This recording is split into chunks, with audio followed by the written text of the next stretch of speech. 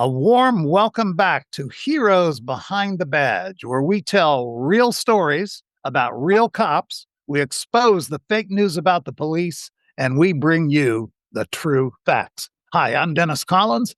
I'm your host today. I'm a founding director of Citizens Behind the Badge. I'm a proud law enforcement father. This podcast is brought to you by Citizens Behind the Badge, the leading voice of the American people in support of the men and women of law enforcement. Citizensbehindthebadge.org. Citizensbehindthebadge.org. You can get involved today. Click on citizensbehindthebadge.org. Get involved with hundreds of thousands of fellow Americans who are already supporting their police. Okay, today, as always, we have a very special guest. And in order to introduce him properly, let me introduce my colleagues, as always, Bill Erfurth and Craig Floyd. Good morning, gentlemen. Morning. Morning, sir. Mr. Erfurth was formerly Lieutenant Erfurth for 26 years with the Miami Police Department, a highly decorated, exciting, thrilling career. Yeah. And he is now a founding director of Citizens Behind the Badge. And of course, Craig Floyd, you probably know Craig from the Law Enforcement Officers Memorial. He is the founding director, CEO emeritus of the Law Enforcement Memorial and the museum. And he is the founder and our fearless leader of Citizens Behind the Badge. He's our CEO and president, and he's here today to join me with our guests. Good morning, Craig. Morning, Dennis. Good to be with you, sir, as always. Always good to be with both of you. We always like to remind people, and Billy Erfurth does this well, remind our listeners, our viewers, about how they can help support this podcast. Well, we want to make sure that everyone jumps on, like and subscribe or follow at whatever different venue you use to listen to your podcasts or watch your podcasts. And that way you will get notified immediately when the next podcast drops. Absolutely. And it also shows the podcast gods of algorithms that you enjoy the content. So if you enjoy or like anything you hear in any of these podcasts, clicking subscribe or like or follow will help get us more response. And that would be great. Okay, so let's get to today's guest. Little did he know when he volunteered for the draft in late 1960s, right in the middle of the Vietnam War, that his name would become famous forever. Today's guest, Jan Scruggs. He served in Vietnam as an Army infantryman, spent most of his time firing 81 millimeter rounds at enemy targets. But in May 1969, he was in his first battle. He was being evacuated by an armored unit. He had a premonition that day he was going to get hit. Well, unfortunately, the worst happened. He was severely injured. He thought he was near death. As he was bleeding out, he said the Lord's Prayer, and he made a promise. Look, God, if you can get me out of this mess here, I'll do something to pay you back. In 1979, Scruggs announced to the world that a national memorial to the Vietnamese War veterans heroes would be built. And 2.5 years later, in 1982, it became a reality. Scruggs stood at the Vietnam Veterans Memorial in Washington, D.C., and opened it to a crowd of over 50,000 people. A promise made, a promise kept. Some wanted a war memorial. Scruggs wanted to focus on the men and women, the people who had served and died. And now the world can see the 58,279 names engraved forever on the wall forevermore. Jan Scruggs, welcome to Heroes Behind the Badge podcast. Thank you for your service, but most important of all, thank you for your vision. The one thing I would like to ask you to kind of start, as the story is told on that fateful day when you were injured, when you were wounded, you had deployed your poncho as a protective device that probably saved you from instant death. Is that story true? Yeah. they were firing a propelled grenades at us. It's a little bomb about like that. It shoots through a bazooka, and they fired 3 of them on all sides of me, but especially on my buttocks. So Yes. the shrapnel was so weak once, once everything started working, that I was able to have a good day. I got rescued by some Vietnam veteran guys, and this crazy thing happened to me. So anyway, we've all had interesting. I think law enforcement and military veterans have a lot of things in common. No doubt. Yeah, we have a lot of dangerous situations we have to deal with that can come out of nowhere, and so You least expect it. Yes. we least expect it. There's some guy with a 12 gauge. But you were ready. Thankfully, you were ready. And the story that we're going to hear today is amazing. It probably would have never happened if you weren't here. So let's. I know you and Craig Floyd have a long history together. Let's start off with Craig and kind of go over this amazing story. Jan, it's been a long time since we've been together, and it's a privilege because it brings back such great memories of how Jan Scruggs, the man who built the Vietnam Veterans Memorial, dedicated in 1982, became such a helpful, supportive voice for the National Law Enforcement Officers Memorial. And Jan, I think really to get started, I called you out of the blue when we were struggling to build the National Law Enforcement Officers Memorial. And I have to believe, because of your success in 1982, that you probably got a lot of calls like the one you got from me asking for help. How did you do it? And I think, let's start with, what were the secrets to your success? Nobody had built a national memorial in Washington, D.C. for many, many years. I don't know the last one before yours, but it was probably, the Lincoln Memorial, the, Jefferson Memorial. There were some big ones, but none really happened until 1982. And all of a sudden, Jan Scruggs is the man who built it. What were the secrets to your success? How in the world did you counter, all those obstacles that were in your way? And what were the secrets to the Vietnam Veterans Memorial success? The success of almost anything revolves around the team that you put together to guide the project through the hurdles of Washington, the National Capital Planning Commission. All these different commissions look at you and look at your project and decide whether to approve it or not. So we got some pretty good people involved. The architect. Who was the architect?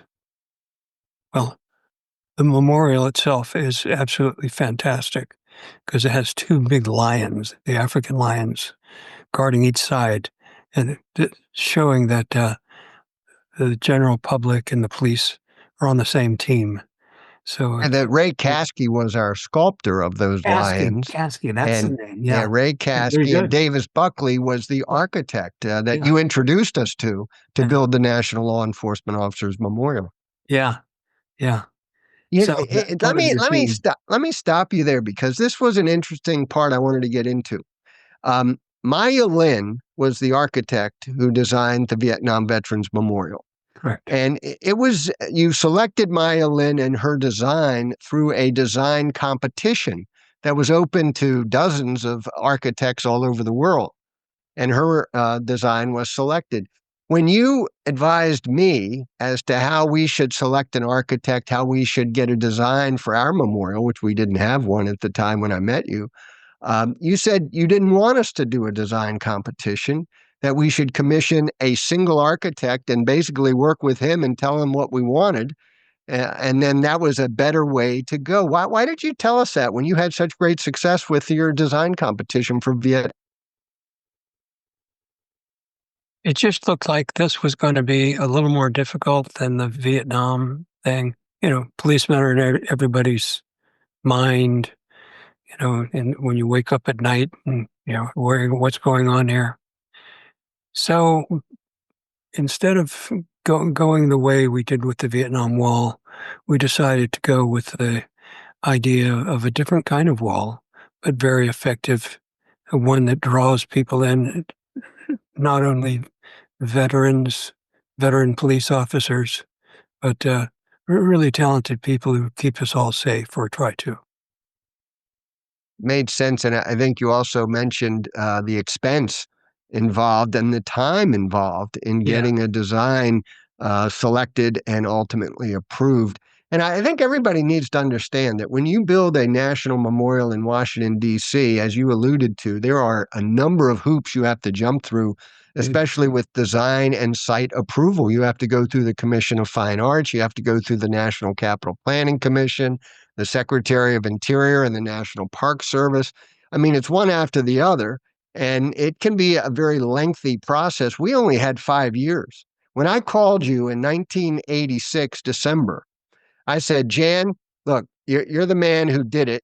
We're struggling. All right. We were 2 years into the National Law Enforcement Officers Memorial authorization process.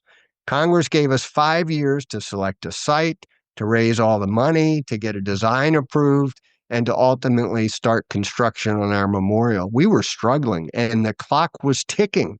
And then I called you and we had lunch, and the rest is history. You set us on the right path. But as you pointed out, with your experience at Vietnam, you were able to navigate a lot of those hurdles for us. And you became our first full-time employee at the National Law Enforcement Officers Memorial. I don't think many people realize that, but it was Jan Scruggs who really set us on the right path. And tell me about your struggles. I mean, how long did it take from beginning to end to build the Vietnam Veterans Memorial? Basically, from beginning and end, it took 3 years, which was outrageous. I mean, they could have done a lot of things to stand in our way, but a lot of people with these commissions recognized that this made sense. This is something that affects a lot of people. The idea of our personal freedoms and doing what we have. Anyway, I had the largest architectural design competition held in the history of Western civilization was for the Vietnam Veterans Memorial by Maya Yinglin, a Chinese American, patriotic. She grew up in a little town in Ohio, and they were the only Chinese family in Ohio. So, with the right people, with a plan in place, and I was off to. I just decided I was going to be the world's most successful 42-year-old lawyer, and I said so. I went to law school, which was a total bust, but I came back to where I started, and life's been very good to me. So Craig, let me jump in and let's go tell ahead. a little bit about the backstory. So, as you were saying, you had 5 years that you were able to get this project off the ground to establish the National Law Enforcement Officers Memorial. The backstory is that you were working on Capitol Hill. You were an aide. Mario Biaggi was a congressman, and you were basically tapped to go and do this. So you had 5 years, as you had mentioned. You were 2 years into this. You were struggling. It hadn't really come together. And you reached out to Jan, but I don't know the connection there. So how was it that you and Jan at that point came together, and how did that change everything after those first 2 years? So it was one of our board members. All right. His name is Ray Pizzullo. He was with the Fraternal Order of Police in Rhode Island, and he was on our board of directors. And we looked at each other one day, all of us sitting around the table saying, what can we do to get this thing going? Because we weren't getting any traction after 2 years. I think we had raised $44,000, and we knew it was going to cost multiple millions of dollars to get it done. We didn't have a site. We didn't have a design. And Ray said, you know what? Jan Scruggs built the Vietnam Veterans Memorial. Why don't you give Jan a call and see if he might be willing to share some of his advice, his secrets of success? So I picked up the phone. I managed to find your phone number, Jan. I don't remember how I did that. And called Jan up, said, hey, would you mind having lunch with me? We went up to Capitol Hill one day, had lunch. He was very willing to meet. and was very generous with his advice over lunch that day. And Jan, this is an interesting point. I think the main message that I remember from that lunch is, Craig, you'll never be successful building this memorial of yours for police unless you treat it like a full-time job. You're not going to be able to do it on a volunteer basis. And as Bill alluded to, I was working at the time for Congressman Mario Biaggi, and I was doing a lot of other things besides building the National Law Enforcement Officers Memorial. And Jan said, you got to have an office. You got to have people working on this 24/7. And Jan became our first full-time employee of the National Law Enforcement Officers Memorial Fund. He said he had about 8 months before he was going to go to law school, and he'd love to come and help us out. And Jan, I don't realize to this day exactly why you chose us. Like I said earlier, I'm sure you got a lot of opportunities to help other memorials, or at least people that dreamed of building a memorial came to you for help. And yet you chose us, and you gave us 8 months of your time, and really got this thing rolling. We never would have done it without you. Do you remember that lunch? Do you remember those early days? It was a long time ago. I remember the passion that I felt listening to you talk about it, is that if anybody was the right person for the job, this was for you. And so you and I together put what we needed. We didn't have much, but we had a little bit. And we started the process, and found that very few people really wanted to stand in our way. We had more friends than enemies, and off we went. And I think one of the things you told me also is, we needed to get a site selected. And you eventually introduced me to a guy named Davis Buckley, who has worked hand in glove with me for, I don't know, he worked with me for over 30 years, building the National Law Enforcement Officers Memorial, but also the National Law Enforcement Museum. And you said Davis might be the right guy for the job. And then the three of us, you, Jan, Davis Buckley, myself, representing the board of directors for the Memorial Fund, we went after something rather bold. The Park Service at that point in time had visions of any new memorials to anyone should be on Memorial Drive leading up to Arlington National Cemetery, right? And they were going to give us a little hedgerow where we could build a statue, but we wanted something much grander. And you're the one, I think, that as much as anybody said, why don't we think of something bold, get their attention, even if we're not successful. We'll let them realize we want something bigger than just a hedgerow on Memorial Drive. And together we came up with an idea to build the National Law Enforcement Officers Memorial on the Ellipse, which is that grand piece of property with the national Christmas tree sitting there between the White House and the Washington Monument. And that did get their attention, did it not, Jan? It did. It indeed. And I think you kind of set the model for that, because you did the same thing for the Vietnam Veterans Memorial. You said, we're not going to have a hedgerow on Memorial Drive. We want something grand. Yes. And you got the site right next to the Lincoln Memorial, which I'm sure a lot of other people would have loved to have that same site. And somehow you were able to get it done. That had to be quite a challenge. Yeah. And you're taking these seminal events in American history, the Vietnam War and the Civil War, and you're making a memorial that's relevant today, not just yesterday, but today, because people's lives are affected by it. But yes, we did it. I can't believe we pulled this thing off. But because we didn't have a lot of time. We didn't, you look at your calendar every day and say, are we going to do this in another 3 years or not? Go down in history as a bunch of cloms. And, but we did a great job, especially Craig Floyd is a very interesting people we dealt with in the law enforcement community. And he has very good ability to talk to people. He doesn't talk down to them. So he engages them very well individually. So that's a good trait to have generally. I think you had it in spades. Yeah, names. Talk to me about the names, all right? Until you built the Vietnam Veterans Memorial, all the other monuments and memorials in Washington didn't really have names on them, names of the fallen heroes from that war, or in our case, from the war on crime, the law enforcement officers of this country who have given their lives in the line of duty. Um, how were you able to get, I don't know, 56,000 plus names?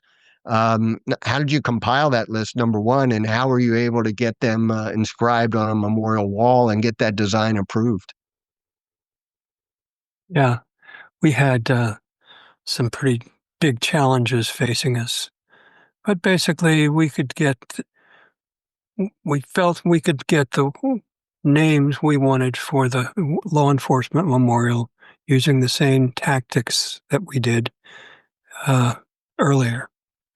This was really important for the project and law enforcement community, done in a very nice way.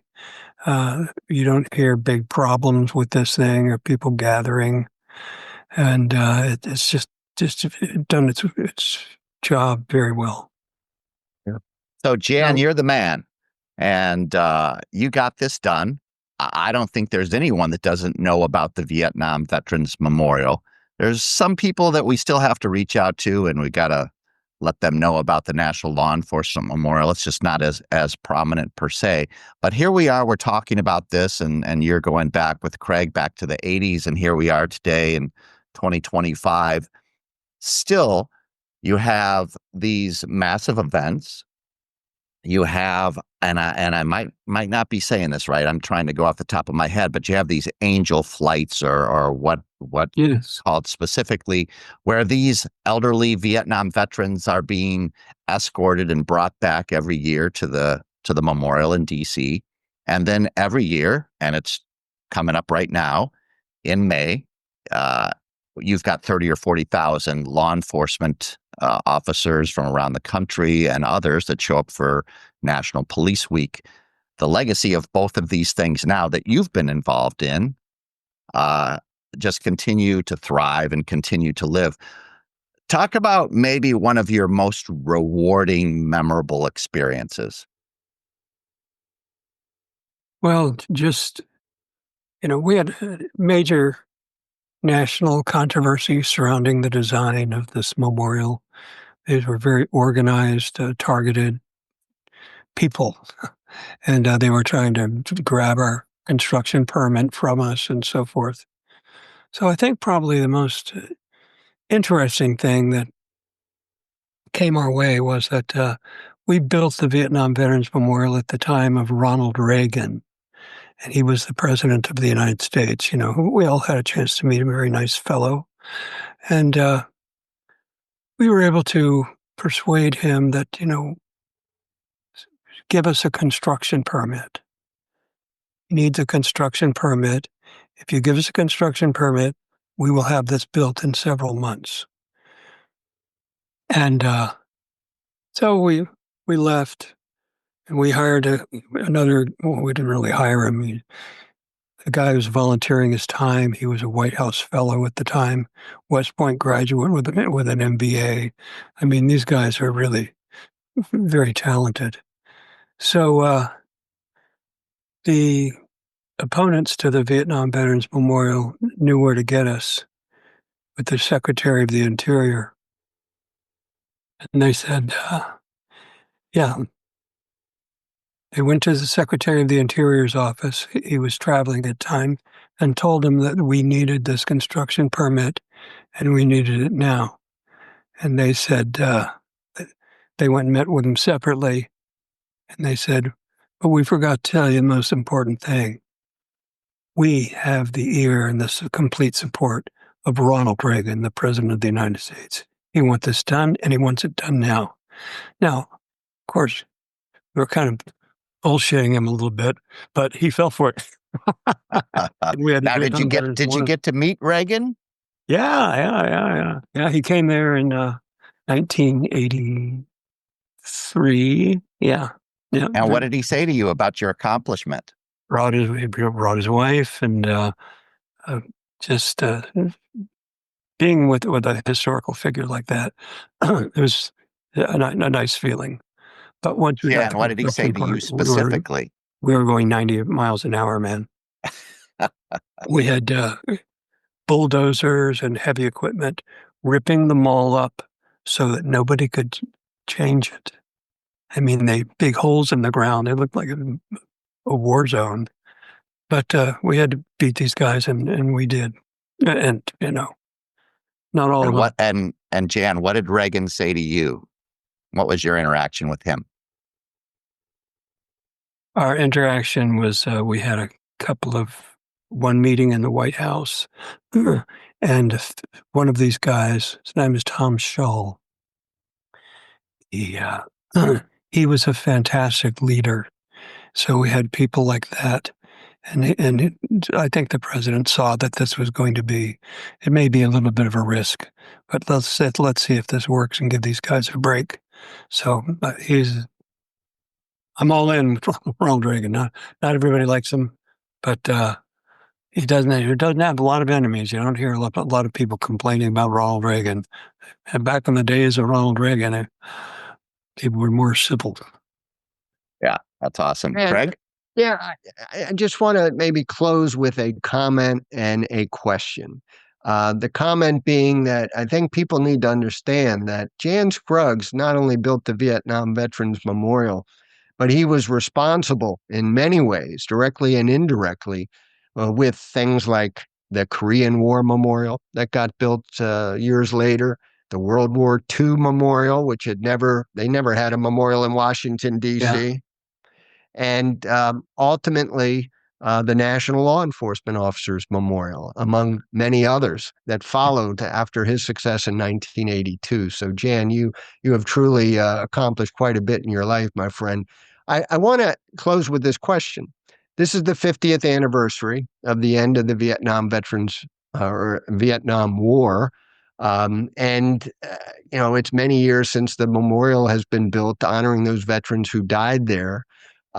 Reflect just for a moment as we close out on the war itself, your memories of the war, what you think about the war today, and how much of an impact do you think the Vietnam Veterans Memorial has made on this country?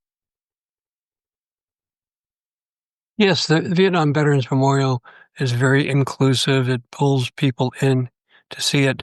When you go see the great monuments of Washington, you go see the Lincoln and George Washington Memorial. Fantastic.